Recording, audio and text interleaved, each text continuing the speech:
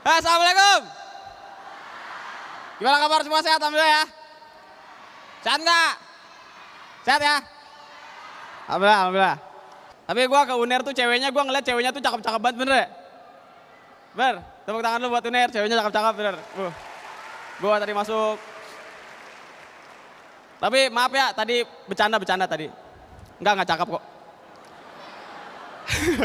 Tapi kalau misalnya, cewek itu sebenarnya kalau gue perhatiin ya, cewek itu suka kadang-kadang melakukan sesuatu yang sebenarnya tidak perlu dilakukan berlebihan. Men. Kayak kemarin gue lagi di kafe, terus mau ke kamar mandi, tiba-tiba ada suara cewek teriak gitu. Ah! Gue kaget kan, gue samperin. Pas gue lihat dia keluar sambil tutupin kuping, teriak keluar. Ah, kecoa! Gitu.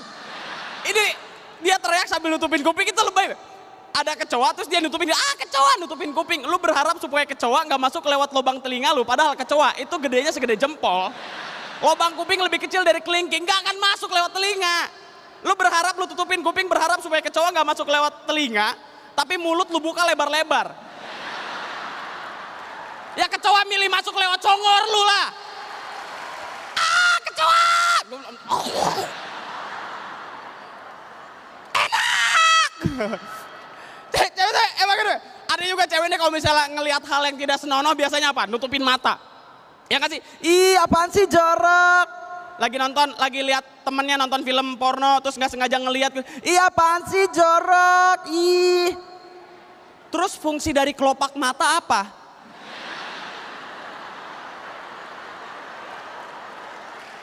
Kelopak mata diciptakan oleh Allah itu untuk menutupi bola mata lu supaya lu nggak ngelihat, supaya merem. Nggak perlu ditutupin pakai tangan. Lu kalau ngelihat hal jorok langsung ih jorok ih gitu. Nggak usah pakai tangan karena sebenarnya nutupin mata pakai tangan itu bukan buat nutupin mata, bukan buat nggak ngelihat. Nutupin mata pakai tangan itu buat ngintip. Ih jorok. Ih Jepang yang barat dong, barat ganti. Dan yang paling bodoh kalau menurut gue adalah cewek deh, kalau misalnya suka kalau teriak itu kadang-kadang suka gini. Ah! Nutupin mulut. Yang pertama fungsi dari bibir apa? Nutup mulut biar mingkem. Dan yang bodohnya adalah mulut lu buka lebar-lebar, terus lu tutupin lagi. Buat apa? Ini mulut kebukaan. Ah! Buat apa? Gak usah kayak gitu. Gak usah ditutupin. Karena ada juga nih, cewek nih emang suka gitu, kadang melakukan sesuatu yang sebenarnya lebih baik melakukan hal yang lain. Misalnya, cewek lagi mandi di kali, diintip sama cowok, apa yang akan dilakukan? Gini kan? Ih, bener gak? Ih, itu salah, men. Yang seharusnya ditutupin bukan badan lu, tapi muka lu. Ih, bukan gua. Ya, karena ketika badan lu tutupin, gue udah lihat. Dan suatu hari ketika gue lihat muka lu, gue akan bilang, gue udah pernah lihat badan lu. Tapi kalau lu tutupin muka lu, gue lihat badan lu, gue gak akan pernah tahu itu badannya siapa. Nanti pas lagi nikah gitu, udah nikah, lah perasaan pernah lihat nih badan. Tapi cewek ngeliat kecoa teriak, ya sama sih emak gue. Emak gue juga kalau ngeliat kecoa teriak sama, emak gue juga cewek ya. Emak gue cewek bukan cowok. Tapi karena mungkin umurnya udah tua ya, udah lanjut usia jadi teriakannya agak beda. Jadi kalau emak gue ngeliat kecoa gitu, ah kecoa, jauhin, mana sendal jepit. Sendal jepit langsung dimatiin, mati lu, mati. Mama kan gitu ya, kalau misalnya ngeliat kecoa langsung dimatiin sama sendal jepit, bener gak sih? Itu tuh emak gue tuh jago banget bener, kalau misalnya ngeliatin kecoa lewat nih, itu langsung, kecoa lewat dimatiin. Kecoa lewat matiin, anaknya lewat digebugin, kemana aja kamu? Tapi emak gue tuh gitu men, emak gue tuh apa ya, kalau ngeliat kecoa itu adrenalinnya terpacu men, padahal emak gue itu umurnya udah di atas 60-an. Itu ibarat kalau lagi duduk, mau berdiri kertek-kerteknya banyak kan, kertek, itu susah. Tapi giliran ngeliat kecoa, itu adrenalinnya terpacu, sendi-sendi langsung longgar beneran. Ini lagi duduk nih, ada kecoa lewat nih. Sendal, langsung dikejar, ada jauh dikejar, kadang-kadang kecoanya jauh dia lari, kecoa,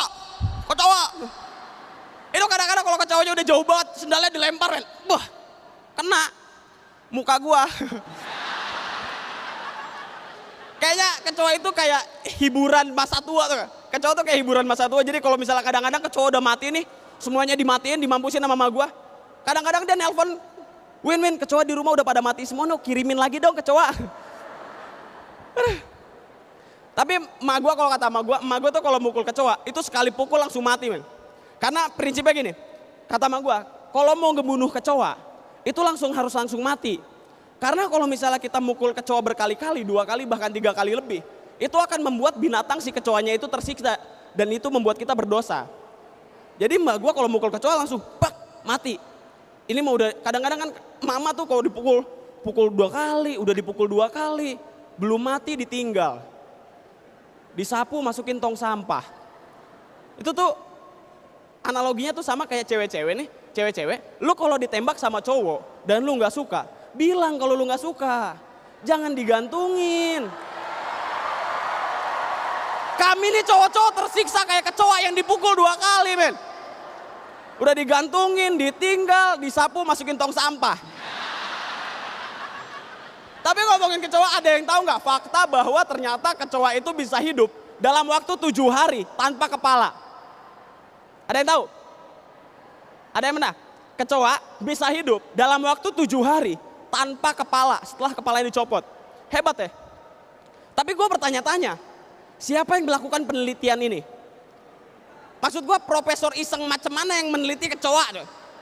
Thomas Alva Edison nemuin lampu dan kita pakai sampai sekarang. Kecoa kepalanya dicopot, buat apa? Kecoa bisa hidup dalam waktu 7 hari tanpa kepala, terus kehidupan gue berubah? Enggak. Kecoa bisa hidup 7 hari tanpa kepala, terus emak gue kalau bunuh kecoa palanya dicopot? Enggak, tetap pakai sendal. Terima kasih, gue Zawin.